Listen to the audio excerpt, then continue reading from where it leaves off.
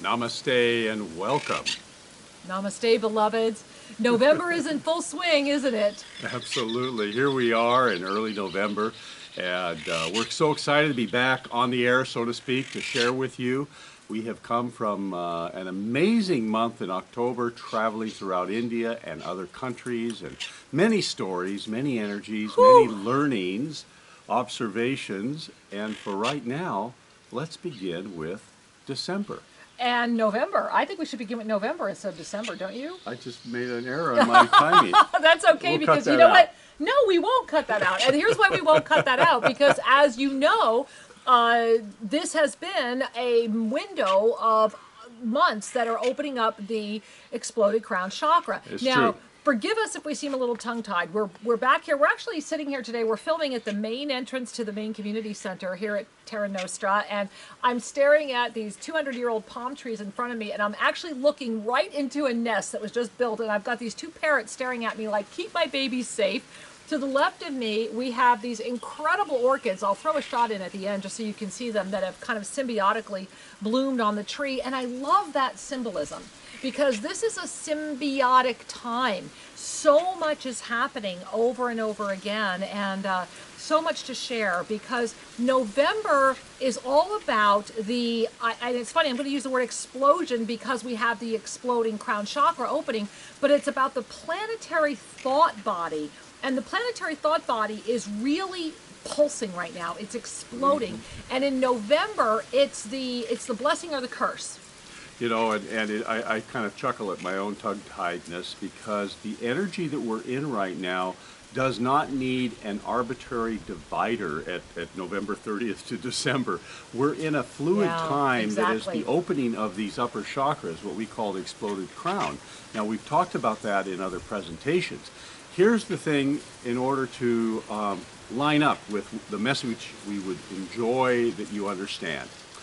The exploded crown energy is a magnificent opportunity for divine connection, to pop through the bubble of illusion, to be able to discern truth, to be able to feel, sense, and know the underpinnings of this amazing experience we call life, this hologram. That's one possibility. The other possibility of this increase in the crown energies is to lock into a belief filter, a lens that is popular or promulgated or supported by others, and that these lenses, whether it's the extreme fundamentalism lens or some sort of activistic lens, these perceptual filters will get extra strength from this energy.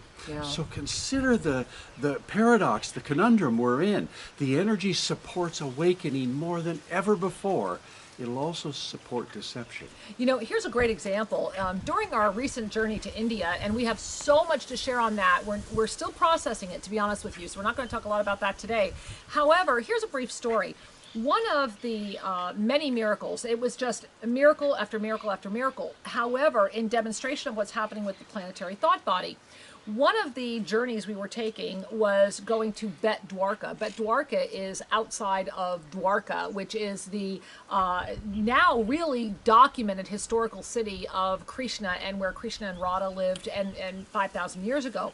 Anyway, as we were on the boat, and we opted to have a boat just to keep our energies moving over to Dwarka, the planetary thought body of the local people was so confused that we were there, because only native Indian Hindus would go on this pilgrimage. It's a spiritual quest. Why would anybody travel around the world and go here? Because it's not a tourist attraction. And of course, for all of us that were on the journey, and for all of you that were with us spiritually and emotionally and mentally and physically, and believe me, we felt you, we were there for all of the same reasons, yet the planetary thought body in that moment was feeding an energy into many of the people of anger and confusion, and we were literally being projected upon. As our boat as pulled if away, we were an interference, correct, an like outside how dare we come? intruder. And why would we even begin to understand what was waiting over in Bet Dwarka, which is the island off of Dwarka, where, quite frankly, we had one of the most miraculous things happen that we're not going to talk about today, but we will be talking about, I promise you. So here's the reason I'm mentioning this. We put our hands on our heart, And at that moment, I asked everyone on the boat, put your hand on your heart. And if you put your hand on your heart and you claim a protective space around your heart, then the projected energy of the planetary thought body cannot get in. And at that moment, you need to remember some basic root chakra, which is, I deserve because I was born. Because interference energy affects our heart, but it enters at the root or wherever else we have an imbalance. And if you've not read our watched our interference video, go watch it again. Because the planetary thought body is very, very rich in November. And if you gaze around at all the world events, and there's going to be more, if you look at all the world events, I mean, we started out this month with the plane crash, and what we know was an absolute intentional act. It doesn't matter who created the act. It was an intentional act to feed the planetary thought body. Let go of the who or the whys. The planetary thought body did what? It clamped down. It's taking in more fear. This energy is going to keep building through November because the planetary thought body is a hungry animal. And the planetary thought body feeds on and is supported by fear, anger, confusion, doubt. And so if you align with the planetary thought body, you're going to find yourself spiraling into those energies. And the media is going to do everything in its power to suck you into the planetary thought body right now, because that's where the media operates. It actually gets its fuel from the planetary thought body. So I shared this little story about when we pulled off on our boat in Betdwarka, because something as simple as putting your hand on your heart and repeating, I deserve because I was born, I have every right to be here now, wherever that here now is, will offer a strength in the channels. It'll strengthen the energy channels. And speaking of strengthening the energy channels, Sri and I are just going to flash you right now. So we're going to offer you a little flash of 2 items and invite you to really focus in on these right now. These are real, these are rare, and the name is Shaligram. Shaligram.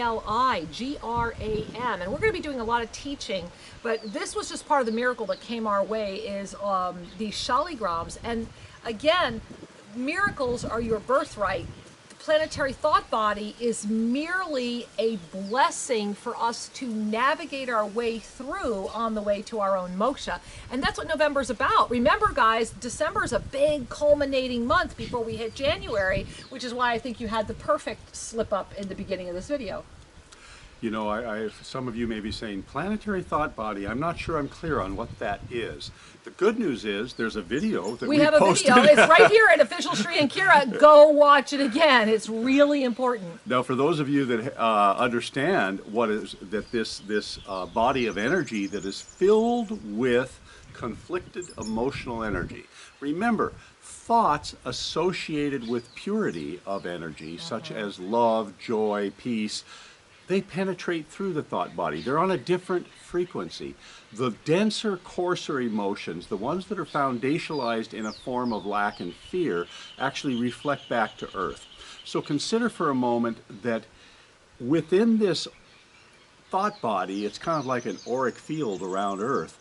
Over each particular region, there are variations.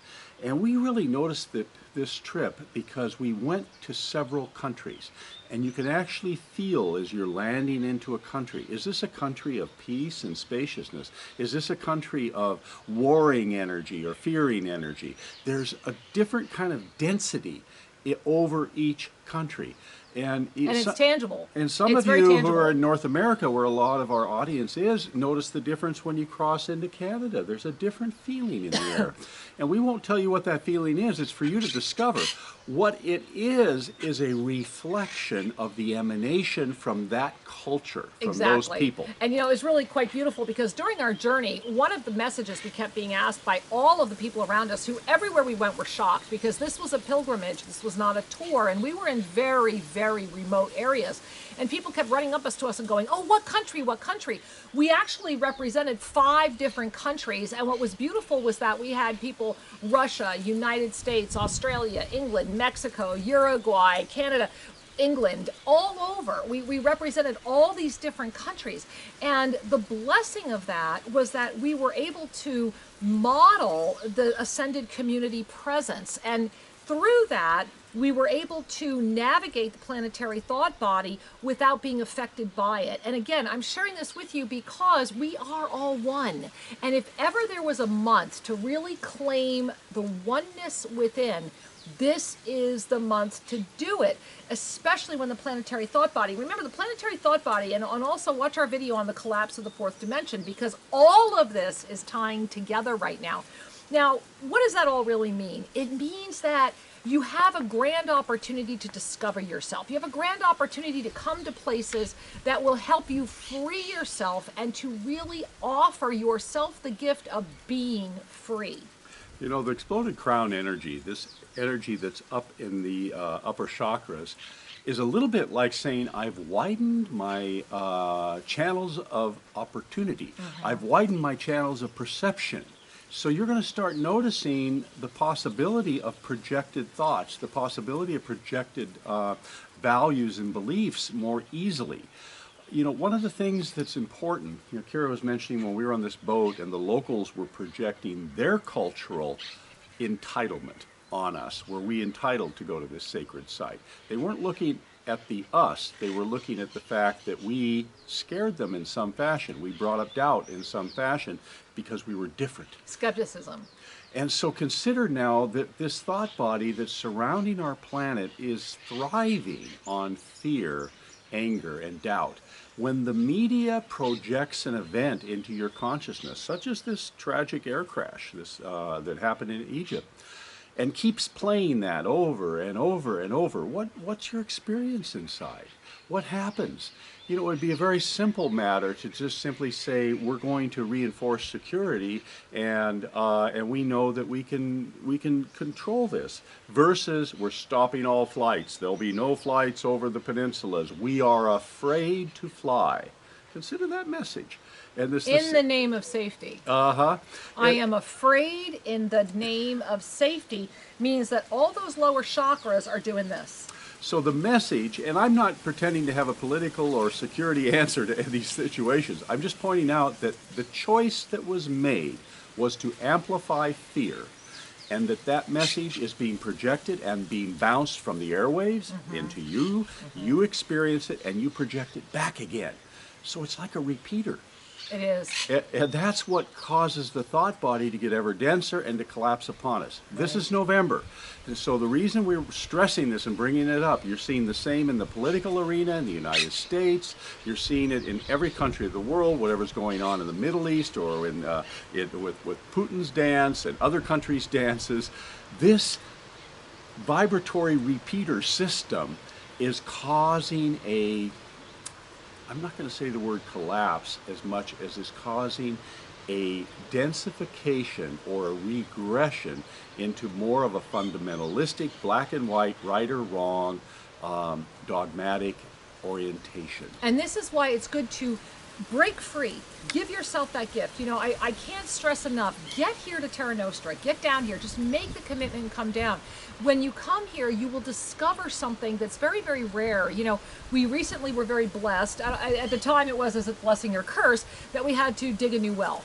And our well is down 102 meters. That's over 300 feet. So the blessing is that it was drilled through pure quartz crystals.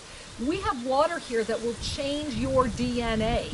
It's so incredible. It's beyond incredible.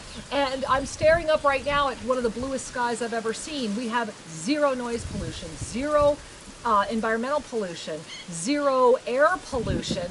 We have endless stars. We have hundreds of birds, which I'm really appreciating how quiet they're being right now. But I invite you to come spend some time here, whether you come for a day, if you're already visiting Uruguay, many people come to Punta del Este this time of year, then come for a day journey. Come for a couple days, come for a week, come for a month. Look into our internship program. We currently have active openings for people that have gardening experience. So what is it that your heart is calling you to do? We invite you to join us here at Teranostra to help touch that, to really to touch the crystal impurity. Yeah, exactly. It's in your heart. It's in your DNA. And as this thought body is collapsing upon the mass consciousness, we have to find ways to activate our own self-ascension process, to activate our discernment, to understand the difference between crystalline clarity and light. Exactly. Because where there is light, there is darkness. Where there is crystalline clarity, there is crystalline clarity. Indeed. And you know, as a matter of fact, Sri and I are even teaching a private personal intensive here in December. There's, I think there's 2 spaces left if you wanted to come on down for that. And that's where we're with you for a week in just a very small, intimate group. And we work with you privately and collectively. We have our beautiful Ascended Heart Labyrinth here, our beautiful meditation grottos, of course, the ancient stone temples, trails, the Tree of Enlightenment, so much more. The reality is that where is your tree of enlightenment right now? Is it within your heart? If so, activate it, because the planetary thought body will do everything in its power to take that away from you. We also want to say thank you for your patience in helping us in getting this video up a little late this month. We do apologize. We are back. We're also back on the air. Sri and Kara Live is our radio show. It is live every Sunday at noon Pacific time on bbsradio.com, channel 1. You'll see it right there on the homepage. You also can find it at shriandkararadio.com, and rebroadcasts are always available at shriandkara.com as well. During the show, we have the lines, the phone lines are always open. We take your live calls. We offer mini soul readings, and we're going to be teaching a lot about what happened in India, what's going on with the ascension, and expanding more and more of the the monthly revelations. So we encourage you to tune into the radio show because we are finally back and we're very excited about it. Beloved ones, life is a sacred journey. Your joy is your guide. Breathe deep. Know all is truly well. Namaste.